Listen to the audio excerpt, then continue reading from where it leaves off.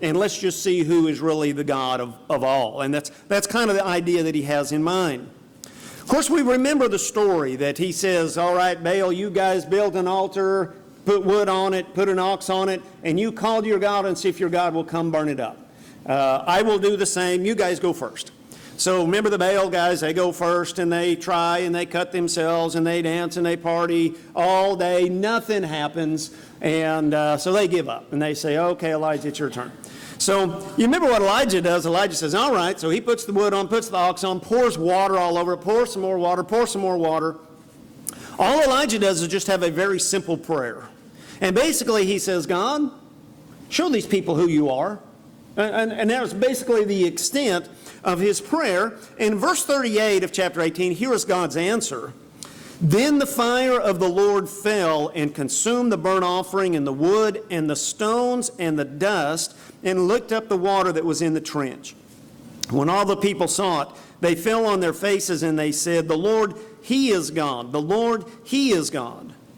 Then Elijah said, seize the prophets of Baal. Do not let one of them escape. So they seized them, and Elijah brought them down to the brook Kishon, and he slew them there.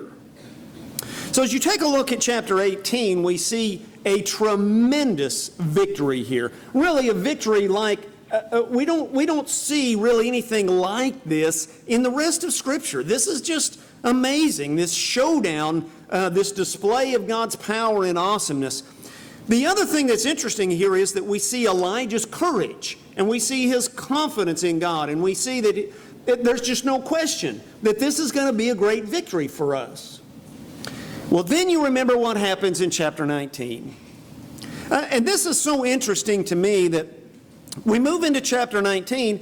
This could not have been a very long period of time from the time that Elijah has this huge victory to 19 chapter 1, and here's what 19:1 says. Now Ahab told Jezebel all that Elijah had done, how he killed all the prophets with the sword. And Jezebel sent a messenger to Elijah and said, so may the gods do to me and even more if I do not make your life as the life of one of them by tomorrow at this time. Now really, if you look at the Elijah back in 1 Kings chapter 18, you would think that Elijah would go, bring it on. I'm ready for this. But that is not at all what Elijah does. Verse 3, he was afraid. Sounds familiar. And he arose and he ran for his life, and he came to Beersheba, which belongs to Judah, and he left his servant there.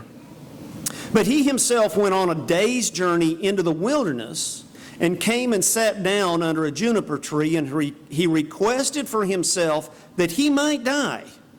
And he said, it is enough now, O Lord, take my life, for I am not better than my fathers. He lay down and slept under the juniper tree, and then an angel came and will take him forward.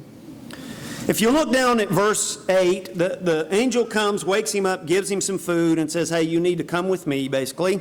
Verse 8, he arose, ate and drank, went on in the strength of that food 40 days and 40 nights to Mount Horeb, the mountain of God. Then he came to a cave, and he lodged there. And behold, the word of the Lord came to him and said, what are you doing here, Elijah? Now I tell you, as we take a look at this account, we take a look at Elijah in chapter 18 and Elijah in chapter 19, it looks like two totally different guys. It looks like two totally different Bible characters here. We have a man of integrity and honesty and boldness and courage in chapter 18, and a man who is running for his life, ready to die in chapter 19. Well, this really is an account of us, isn't it? It's an account of growing weary. It's an account of, I cannot go any longer. I am just going to quit. And brothers and sisters, I believe that is a temptation for everyone in this room at some point in our lives. And maybe more than once. It might come and visit us every month or something. I'm tired. I am just ready to give up. Well, what are some lessons that we can learn from this account that will help us keep going? Well, my first point for tonight is simply this. We need to rail against the Baals. We need to stand up to the difficulties in life. And when I'm talking about the Baals here, I'm not talking about worship of idols. I'm talking about that we are outnumbered. It looks to us like we have got a foe that we cannot defeat. Now, you remember who Elijah was going up against? 850 Baals, and then all of the people of Israel. So basically, the odds of him winning this little duel was like 850 to 1. I don't know of anybody that gambles that would take that bet. 851 does not sound very good to me. But you know what? Our God does not deal with odds, does he? He's not at all worried about what the odds are. Matter of fact, it could be, the odds of winning could be 0. The percentage of us winning could be 0. It doesn't matter. Matter of fact, the odds might be 100% this is going to happen, and it still might not happen if God doesn't want it to, because that's just the way that God works. We need to rail against the Baals. We need to stand up against the opponents, against the opposition that stands before us. Sometimes that opposition might be our own selves. It might be our own thoughts, our own attitudes. We might just get beat down. We might just get tired. And we might just say, you know what, I don't know that I'm going to go on. This is too big of a challenge for me to overcome. You know, we mention a lot about our merge, and we think about this situation that we're in, and we are in a period of time of transition. And you know what? There's a lot of things to overcome here. There's a lot of difficulties in this. There's a lot of repetition, you know, like with the chairs. Pick the chairs up, take the chairs down. Pick the chairs up, put the chairs down. Well, cooking, you know, we cook food, we clean it. We cook food, we clean. We cook food, we clean. We get together, we go home. Over and over and over, and we got all this stuff, and we got lots of work. So easy for us to just go, I'm just tired. And you know what? I get that way. I get it. But brothers and sisters, we cannot give up. We got to rail against the Baals here. We got to continue to stand up. In spite of the opposition that is there, we need to continue to move forward. You know, there's an account in the book of Revelation chapters 12 through 14. If you have your Bibles, turn over there real quick. This really is one of my favorite snapshots in all of the Bible here, from chapter 12 to chapter 14.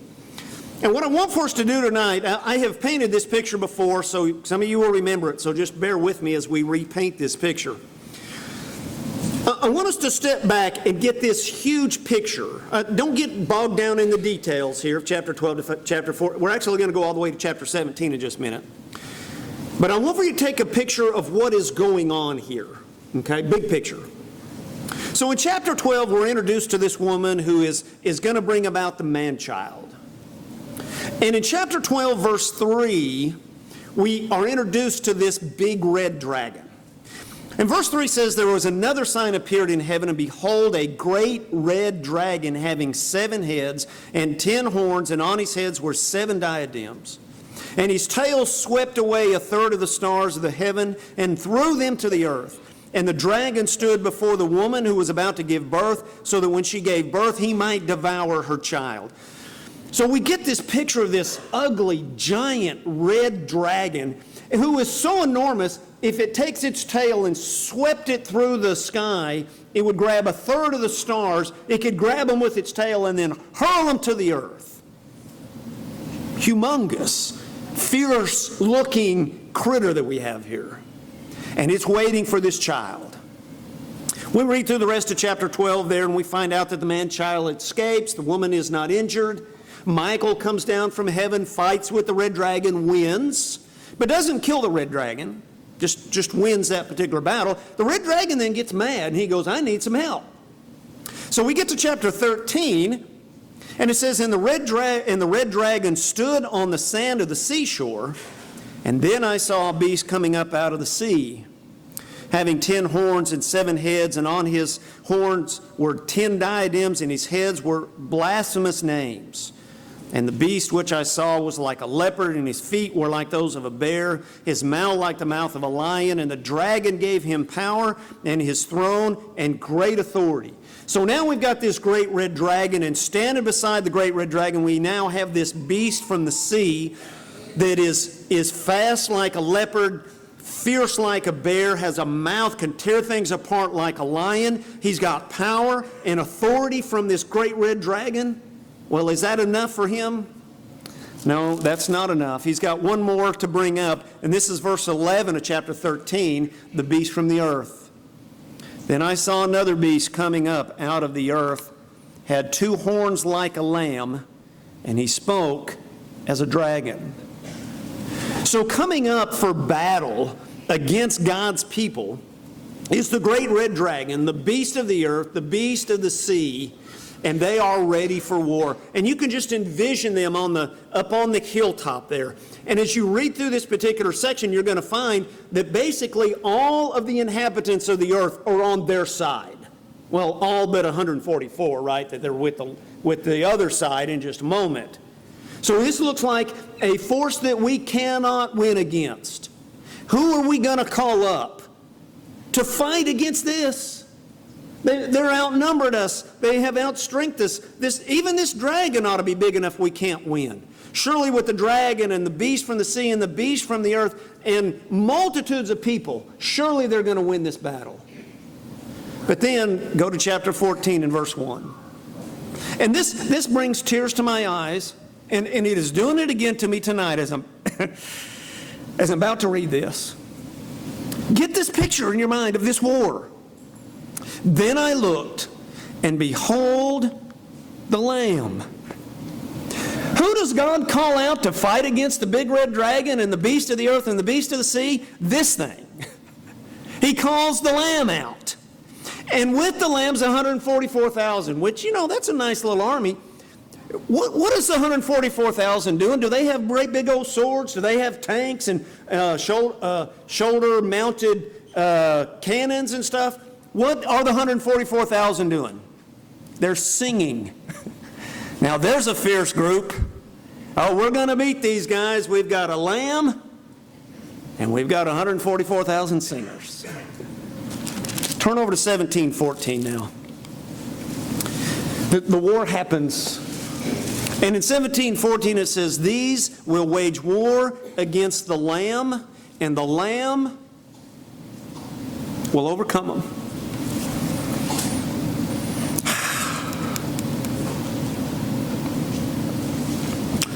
Because he is the Lord of lords and the King of kings.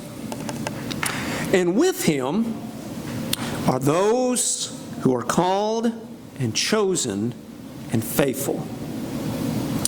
Now here's my point about bringing Revelation 12 through 17 into this discussion tonight about holding on and not letting go. What were the odds? What did the odds look like here? The odds looked like an automatic win for the red dragon and the beast and the mighty guys that he had with him. Looked like an automatic win. Looked like 100% probability that's going to happen. But the Lamb won. And with the Lamb were those who were called and chosen and faithful. And brothers and sisters, that's us. That's us. We are on this winning side. And we don't have to worry about the big red dragon, the beast of the earth, whatever all that mess is. We don't have to worry about it because we are on the winning side. Now, I want for you to notice these 3 words: the called, the chosen, and the faithful. The called and the chosen, when does that take place in the life of a Christian? Well, that takes place basically either before I was a Christian or as I become a Christian. I was called through the gospel. And then God chose me before the creation of the earth. He chose me in Christ. So that was really before I was converted, before I was baptized. The faithful part is my life as a Christian. And notice that the ones that are with the Lamb are those that are called and chosen and what? Faithful. Those who have held on. Those who have remained in the battle until the end of the battle. They didn't let go. They didn't give up. They held on. And brothers and sisters, that's why we rail against the Baals. That's why we take on these opponents in our lives that look like we cannot win. Because we will. If we hold on. If we're faithful. And as we all know, the greatest victory that we as Christians get to experience will be death. And that's when the final victory will be won. And so we hold on until that. We need to rail against the Baals. Now, the second point I want to make is this. Flee from the tree. Layne, have you lost your mind? Yes, I have. Go back to 1 Kings chapter 19. Now, you remember when Elijah's running for his life. He's running for his life. He leaves his servant there in Judah, and then it says in verse 4 that he went on a day's journey into the wilderness, and he found a juniper tree. And I want for you to notice the progression in this text. If you look at verse 3, and you think about the position, what is Elijah doing? He was afraid, and he arose and ran. So his position is he's upright. And then we get to verse 4. He goes a day's journey in the wilderness. He finds this juniper tree. And then what does he do? He goes from standing to sitting. And then if you look in verse 5, what has he done? He's laid down in the shade. And my point is this: flee from the tree. There is not time for us to take a siesta under the tree and give up. Flee from the tree. 2 Thessalonians chapter 3 and verse 13, as Paul writes to the church at Thessalonica for his second time, he will say, "But as for you, brethren, do not grow weary of doing good." Don't give up. Keep on going. Keep on going. Don't lay down under that juniper tree and go to sleep and want to die. Hebrews chapter 12 and verse 3. Consider him who endured such hostility by sinners against himself, so that you will not grow weary and lose heart. And so we keep the cross of Christ ever in our minds, so that we do not lose heart, we do not grow weary. And of course, Revelation chapter 2 and verse 3 says, "Be faithful until death." That's who receives the crown of life. So we continue on. We got to rail against the Baals. Don't lay down under that juniper tree. And then number 3, do not crave the cave. So when Elijah finally gets to where he's going, he gets to Mount Horeb, did you notice what he seeks out? He seeks out a cave. He wants to go in there. He's now at least, 41 days away from Ahab and Jezebel. He thinks maybe he's gone far enough, and he's still just scared to death. He goes and he hides himself now in a cave. What has he done? He has excluded himself from any involvement with anywhere else. It's all about him now. I'm just going to sit here, I'm going to eat, I'm going to build a little fire, I'm going to take care of myself, and everything else in the world can just go away. And brothers and sisters, we cannot crave the cave. We must stay engaged in our world. We must continue to walk, continue to talk. Yes, be fearful.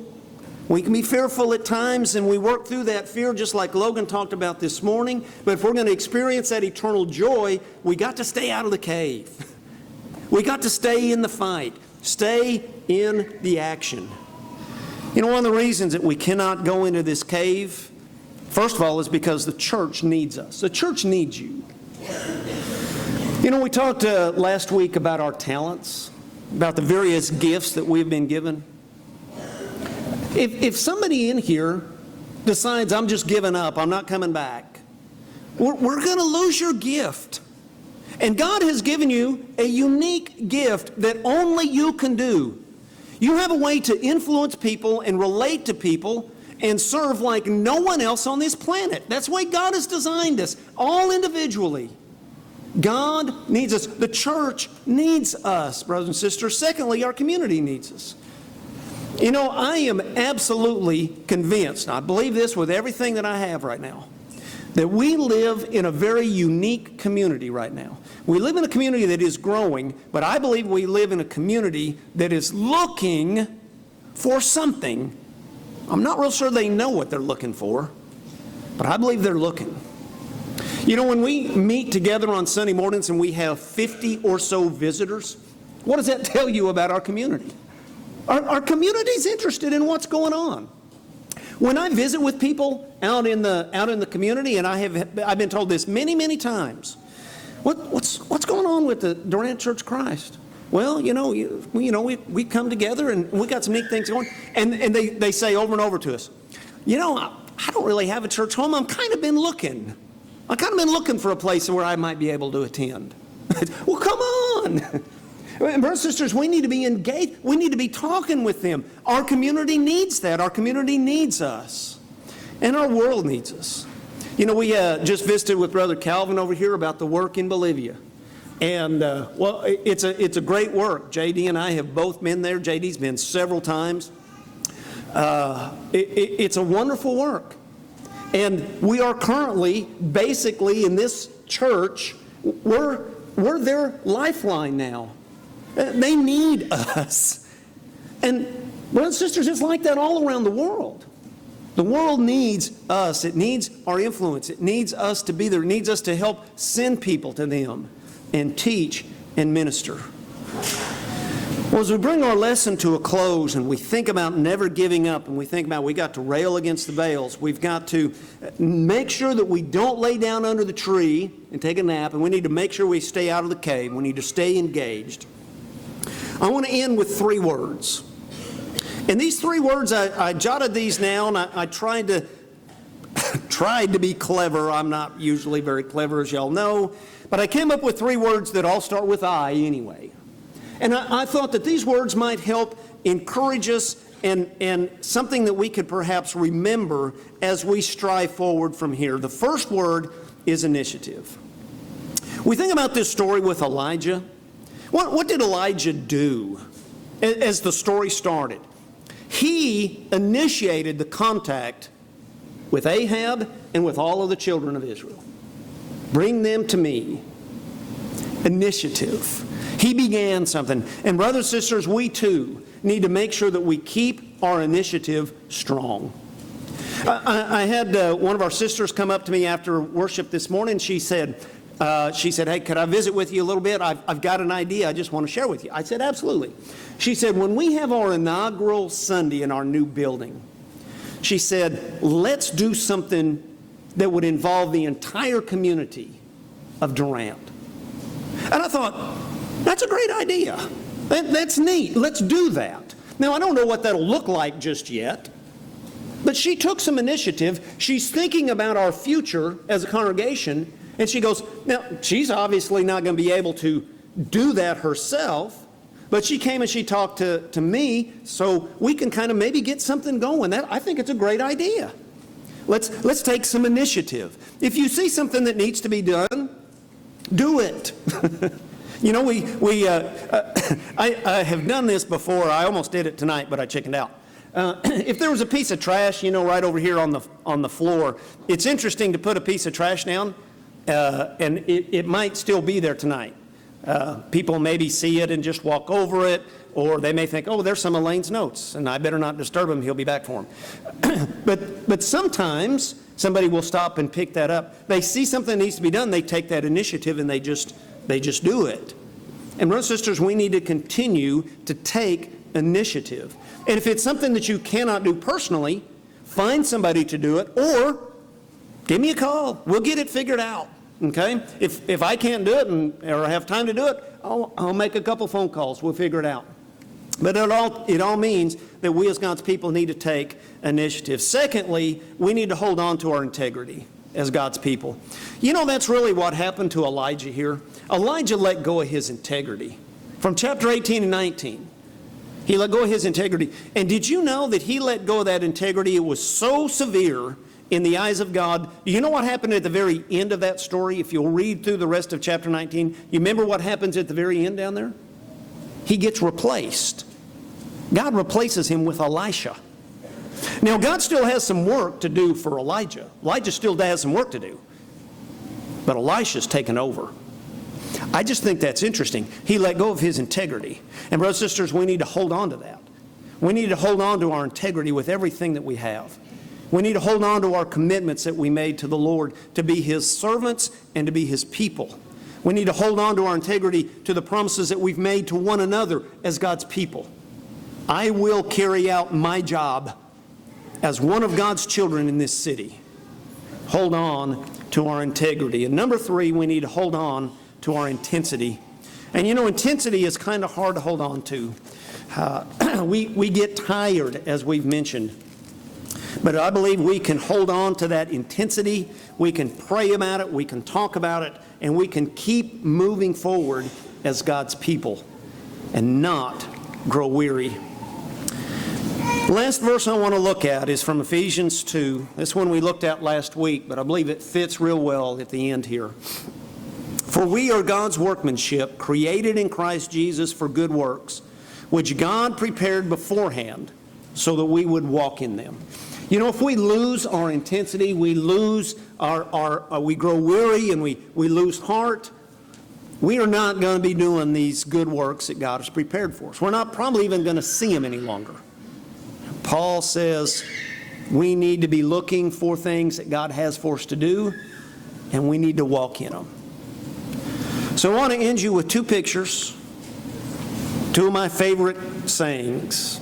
Never give up and keep on keeping on. Brothers and sisters, let's keep moving the kingdom forward. Do not grow weary or lose heart, but let's be God's people. If there's anyone here tonight that takes a look at your life and sees that you have indeed lost some intensity, that you have indeed, maybe you're in the process of giving up, maybe you're discouraged, well, make some changes tonight. If we can help you in any way, would you please come while we stand and sing?